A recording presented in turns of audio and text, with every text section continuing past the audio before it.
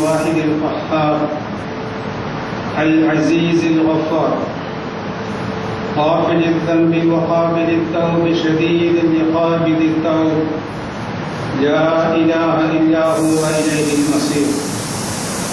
نحمده حمدا كثيرا طيبا مباركا على كل حال. اللهم صل على محمد وعلى آل محمد كما صليت على إبراهيم وعلى آل إبراهيم وبارك على محمد وعلى آل محمد كما باركت على إبراهيم وعلى آل إبراهيم إنك حميد مجيد.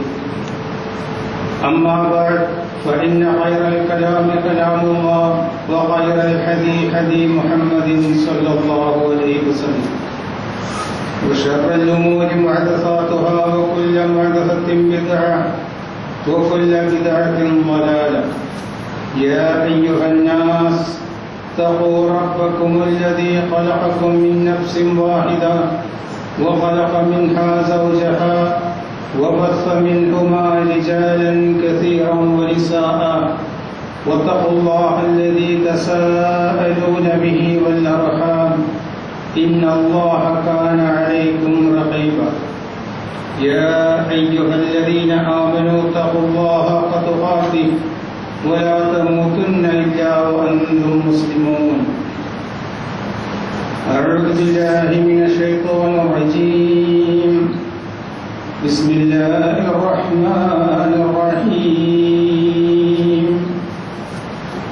إن تجتنبوا كبائر ما تنهون عنه نكفر عنكم سيئاتكم وندخلكم مدخلا كريما. ബഹുമാനിയായ സത്യവിശ്വാസികളെ, വിശ്വാസങ്ങളെ, സർവശക്തനായ റബ്ബിൻ്റെ കൽപ്പനകളും വിധികളും വിലക്കുകളും നമ്മുടെ ജീവിതത്തിൽ പരമാവധി ശ്രദ്ധിക്കണമെന്ന് ആദ്യം എന്നെയും തുടർന്ന് നിങ്ങൾ ഓരോരുത്തരെയും ഓർമ്മിപ്പിക്കുക. പരിശുദ്ധ ഖുർആനിലെ 4-ാമത്തെ അധ്യായമായ സൂറ അൻ-നിസാഇൽ നിന്നും 31-ാമത്തെ വചനമാണ് നിങ്ങളെപ്പോൾ ഓതിക്കേൾപ്പിച്ചത്. ഒരു മനുഷ്യൻ അവൻ്റെ വ്യക്തിജീവിതത്തിലും കുടുംബജീവിതത്തിലും സാമൂഹ്യ ജീവിതത്തിലും പാലിക്കേണ്ട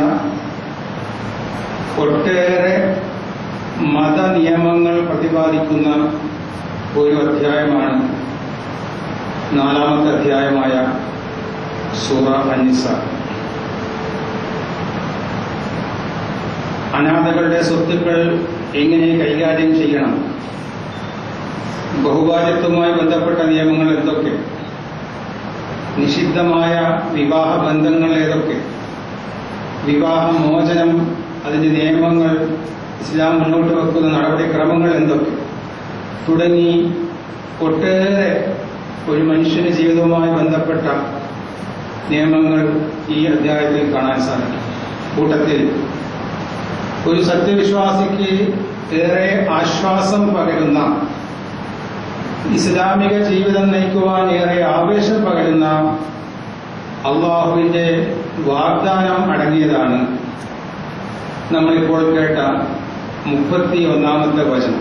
ഇൻ തജ്തനിബു കബായിറ മാ തുൻഹൗന അൻഹു നുകഫിറ അൻകും സയ്യിആതികും വനുദ്ഖിൽകും മുദ്ഖലൻ കരീമ എന്നത് അള്ളാഹു മനുഷ്യരായ നമുക്ക് നൽകുന്ന വലിയ ഒരു വാഗ്ദാനം അടങ്ങുന്ന വാചകമാണ്. നമ്മളൊക്കെ മോമിനികളാണ്, സത്യവിശ്വാസികളാണ്. റബ്ബിന്റെ കൽപ്പനകൾ പരമാവധി പാലിച്ചുകൊണ്ട് മുത്തഖികളായി ജീവിക്കുവാൻ ശ്രമിക്കുന്നവരാണ്, അതിനുവേണ്ടി പ്രാർത്ഥിക്കുന്നവരാണ്.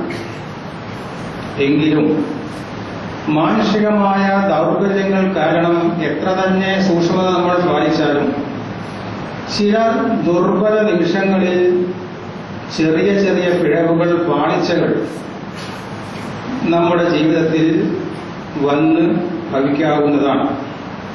എന്നാൽ ഒരു മുത്തഖിയെ സംബന്ധിച്ചിടത്തോളം തെറ്റുകൾ സംഭവിക്കുമ്പോൾ, അബദ്ധങ്ങൾ സംഭവിക്കുമ്പോൾ എന്തായിരിക്കും ഒരു മുത്തഖി എടുക്കുന്ന നിലപാട്? ഒരിക്കലും അതൊരു ചെറിയ തെറ്റല്ലേ, തെറ്റ് ചെയ്യാത്തവർ ആരാണ് സമൂഹത്തിലുള്ളത് എന്ന് പറഞ്ഞ് തെറ്റിനെ അവഗണിക്കുന്നവനോ അല്ലെങ്കിൽ സ്വന്തം തെറ്റിനെ ന്യായീകരിച്ച് അത് ശരിപ്പെടുത്തുവാൻ ശ്രമിക്കുന്നവനോ ഒരിക്കലും മുത്തഖിയുടെ കൂട്ടത്തിൽ ഉൾപ്പെടുകയില്ല. പരിശുദ്ധ ഖുർആനിൽ തന്നെ 3-ാമത്തെ അധ്യായമായ ആലി ഇമ്രാനിൽ 135-ാമത്തെ വചനത്തിൽ അല്ലാഹു പറഞ്ഞു, വല്ലദീന ഇദാ ഫഅലൂ ഫാഹിശതൻ ഔ ളലമു അൻഫുസഹും ദക്കറുല്ലാഹ ഫസ്തഗ്ഫിറൂ ലിദുനൂബിഹിം വമൻ യഗ്ഫിറു ദുനൂബ ഇല്ലല്ലാഹ് വലം യുസിറൂ അലാ മാ ഫഅലൂ വഹും യഅലമൂൻ.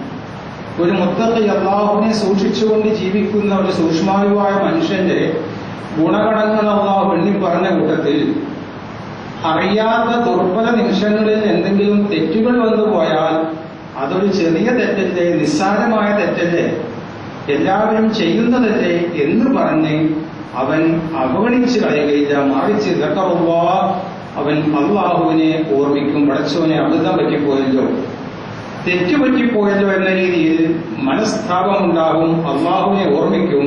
എന്നിട്ട് ആ പറ്റിപ്പോയ അബദ്ധത്തെക്കുറിച്ച്, ആ പറഞ്ഞുപോയ വാക്കിനെ കുറിച്ച്, ആ ചെയ്തു പോയ തെറ്റിനെ കുറിച്ച് അവൻ അള്ളാഹുവിനോട് ഇസ്തിഗ്ഫാർ നടത്തും.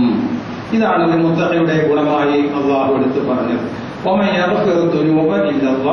അള്ളാഹു അല്ലാതെ ആരാണ് മനുഷ്യന്റെ പാപങ്ങൾ പൊറുക്കുവാനുള്ളത്? അപ്പൊ അതൊരു നിസ്സാര കാര്യമല്ലേ, എത്രയോ ആൾ ചെയ്യുന്നതല്ലേ, ഞാൻ മാത്രം എന്തിനാണ് അതിന് സൂക്ഷ്മത പാലിക്കുന്നത് എന്ന് പറഞ്ഞുകൊണ്ട് തെറ്റാണ് എന്ന് നമുക്ക് തോന്നിയ കാര്യത്തെ നമ്മൾ അവഗണിച്ച് കളയരുത്, ഉപേക്ഷിച്ച് കളയരുത്. പറ്റിപ്പോയതിനെ കുറിച്ച് അള്ളാഹുവിനോട് മനസ്സ് തുറന്ന് ഖേദിച്ച് ഇസ്തിഗ്ഫാർ നടത്തണം. തെറ്റാണെന്ന് അറിഞ്ഞുകൊണ്ട് തന്നെ ആ തെറ്റിനെ ന്യായീകരിക്കുവാൻ അവൻ ശ്രമിക്കുകയുമില്ല. ഇത് മുത്തഖിയുടെ ഗുണങ്ങളായി പറഞ്ഞതാണ്. അപ്പൊ നമ്മൾ എത്ര തന്നെ അള്ളാഹുവിനോട് പശ്ചാത്തപിച്ചാലും മനുഷ്യ സഹജമായ മറവി കാരണമായി ചിലതൊക്കെ നമ്മളിൽ നിന്നും വിട്ടുപോകാം.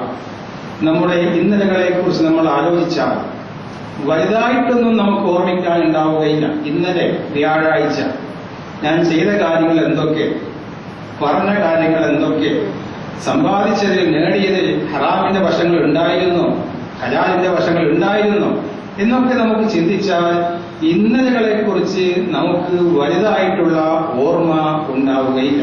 അള്ളാഹു പറയുന്നു, യൗമ യബ്അസുഹുമുല്ലാഹു ജമീഅ, മനുഷ്യനെ മുഴുവനും പരലോകത്ത് ഉയർത്തെഴുന്നേൽപ്പിക്കുന്ന ദിവസം. ഫനുനബ്ബിഉഹും ബിമാ അമലു, അവരുടെ ജീവിതകാലത്ത് അവർ ചെയ്ത മുഴുവൻ കാര്യങ്ങളെക്കുറിച്ചും നാം അവരെ ബോധ്യപ്പെടുത്തും. എങ്ങനെ അള്ളാഹുവിന് സാധിക്കുന്നു? അഹ്സാഹുമുല്ലാഹു, അള്ളാഹു അതൊക്കെയും വ്യക്തമായി രേഖപ്പെടുത്തി വെച്ചിട്ടുണ്ട്. വനസൂഹു, എന്നാൽ മനുഷ്യനത് മറന്നു പോവുകയും ചെയ്തിരിക്കുന്നു. നമ്മുടെ ഇന്നലകളെ നമ്മൾ മറന്നിരിക്കുന്നു. പക്ഷെ അള്ളാഹു അതൊക്കെ വളരെ കൃത്യമായി രേഖപ്പെടുത്തി വെച്ചിട്ടുണ്ട്. അപ്പം തെറ്റുകളിൽ നിന്നും പശ്ചാത്തപിക്കാത്ത മനുഷ്യൻ പരലോകത്ത് വരുന്നത് തെറ്റുകാരനായിട്ടായിരിക്കും, കുറ്റവാളി ആയിട്ടായിരിക്കും. എന്നാൽ അള്ളാഹു നമുക്ക് നൽകുന്ന വാഗ്ദാനം, നിങ്ങളുടെ ആയുഷ്കാലത്ത് നിങ്ങൾ ചെയ്ത തെറ്റുകളെ കുറിച്ച് നിങ്ങൾ പശ്ചാത്തപിച്ചിട്ടുണ്ടാവാം, പശ്ചാത്തപിച്ചിട്ടില്ലായിരിക്കാം. എങ്കിലും ചില പ്രത്യേക കുറ്റകൃത്യങ്ങളിൽ നിന്നും നിങ്ങൾ പരിപൂർണമായി അകന്നു നിൽക്കുകയാണെങ്കിൽ, ഇസ്ലാമിൽ തെറ്റുകളെ നമ്മൾ 2 തരത്തിൽ പഠിച്ചിട്ടുണ്ട്. ചെറുദോഷങ്ങളെന്നും വൻ ദോഷങ്ങളെന്നും വളരെ ചെറിയ ക്ലാസ്സുകളിൽ നമ്മൾ പഠിച്ചിട്ടുണ്ട്. അല്ലാഹു പറയുന്നു, ഇൻ തജ്തനിബു കബായിറ